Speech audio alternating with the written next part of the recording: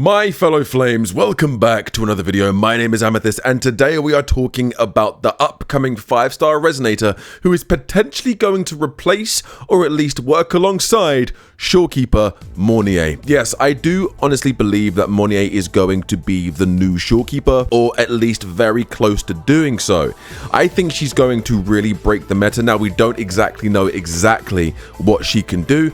Obviously, the beta is currently live as far as I'm aware. I don't actually know. I don't know when the beta goes live. I don't know when the beta is going on. But for all we know, there are people testing her within the beta if there is a current beta for 3.x, which there most likely is. And I guarantee, my theory is she's going to be the brand new Shorekeeper. And I know a few of you probably went, well, obviously, she's going to be a really good supporting unit. We kind of saw that in the live stream and kind of assumed that from the new set that is unusable by any other character. Yes, there is an Echo set that is currently near enough unusable for any character. However, people like Sentontas, like Juice, and other content creators like Theory Crafters and you know, guide makers have essentially put together the puzzles. The piece of the puzzle have been put together, and they've basically said that Mornye is going to be the unit that is going to be able to use this set. Now, what do I think is going to happen? I think Mornye, when she releases, is going to be very broken. I think she's going to deliver a lot of buffs for our team.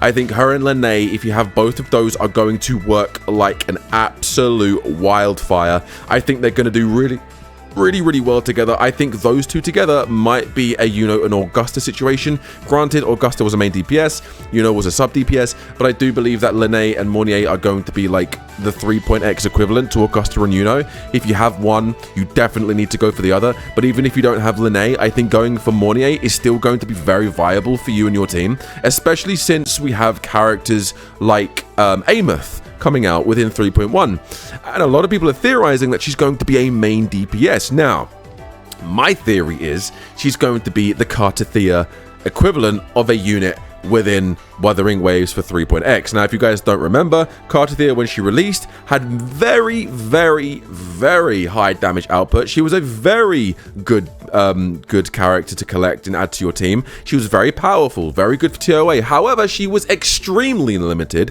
and the only team she could work within was Aero Erosion. If there wasn't Aero Erosion or characters applying Aero Erosion or any Aero characters within your team, with her running as the main DPS, she kind of was, for all intents and purposes, useless. Now, you would have Aero Rover applying Aero Erosion, which is obviously going to indirectly buff Cartathea, but then again, because of the lore and because of the story, that kind of already made sense that they were going to do that with Cartathea and Rover. But then you also have Chiakona, which was near enough a must pull if you were going to main Cartathea as your main character, going after 2.4 when she released it, when she released way back in the last summer.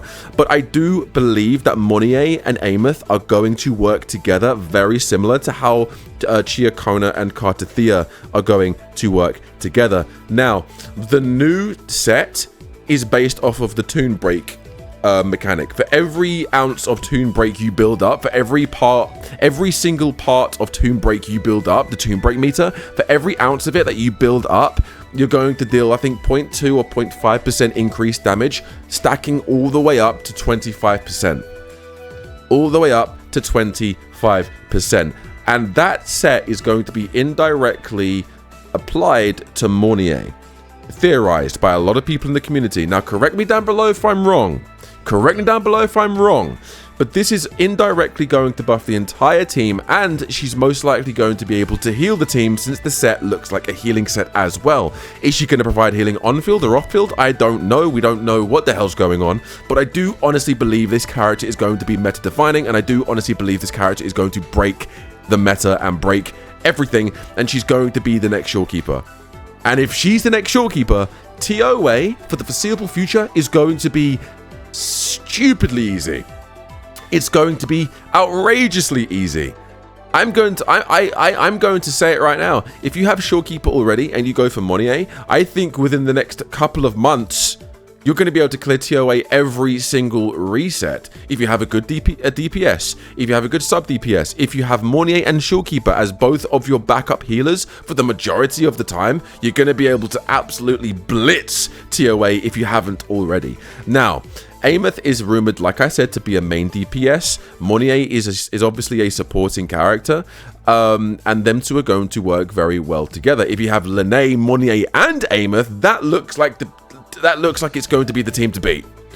Based on what I'm seeing people are saying, those three together looks to be the team to beat. Now, also, one of the reasons why I love Mornye and why I think Mornye is going to be one of the best characters in the game, separating what she can possibly do, healing, buffing, etc.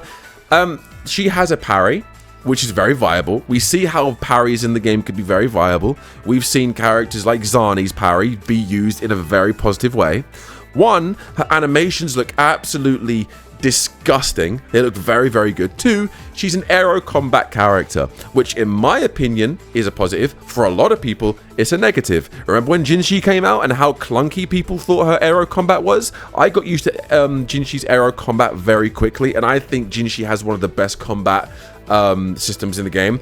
Me personally, I know I'm probably in the minority in saying that. I understand. I acknowledge that, but I really did like how aero characters felt within the game. I like how Kartathea feels. I like how Jinshi feels. I'm most likely going to like how Mornye feels. Now, I think this character is definitely going to be a must. I think this character is most certainly going to be a must pull, and don't just take my word for it. Take other content creators' word for it. Take Sentontas's words for it.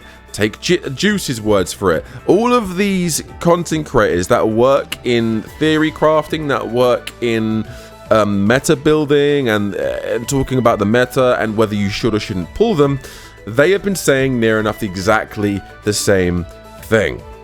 That Mornye is going to use this secret set that hasn't been able to be used yet. This set works a lot around 2 breaking. Mornye is going to be able to both buff and heal on-field characters and do some on-field and potentially off-field healing as well. She has a parry, which is going to be very viable. 1, she's one of the most beautiful characters I think I've ever seen in the game. 2, her animations are some of the most outrageous in the game. 3, if she anywhere near is as close to a Shorekeeper as possible, then it's going to change the meta forever. And 4, if Ameth comes out, and Ameth, like Mornye, is a fusion character, then Mono Fusion is still going to be present. Mono Fusion hasn't been present since Brant, Changli, and I think Lupa, maybe? I think those 3 were the fusion carrying teams, and for a couple of patches they really were viable. Now not so much. Brant's dog shit, Changli's dog shit, Lupa is for all intensive purposes dog shit. But with this team, you could bring those units back. You could bring Brant back. He's a fusion shielder. You could bring Lupa back if you wanted to. She's a sub DPS. You could bring Changli back if you wanted to. I don't know why you would, unless of course it's because she's beautiful. Then that's absolutely understandable. But honestly, fusion seems to be where this year is going to be strongest. Fusion is going to absolutely dominate the 3.x future as far as I'm concerned. Ameth is going to be a fusion DPS in my opinion, and many other theories the same. And Mornye is a fusion supporting character.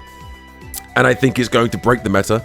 And I'm looking forward to summoning for Mornye. I have chosen to skip Lene. Yes, I actually am skipping Lene. Can you believe it? There's a reason why I didn't do a summon video. There's a reason why I haven't done one of those really quirky TOA videos about me coming up with some absolute nonsense of a team build around the brand new character that doesn't synergize well, but I find it fun. I use it. You guys tell me I'm insane for using it. I say I don't care, it's fun.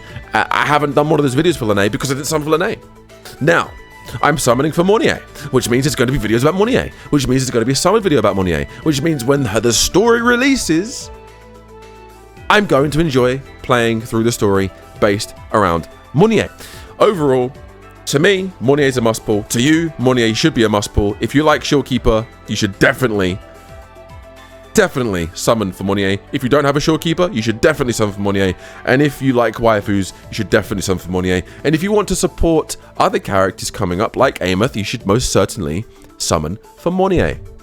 All I'm seeing here is why you should, not why you shouldn't.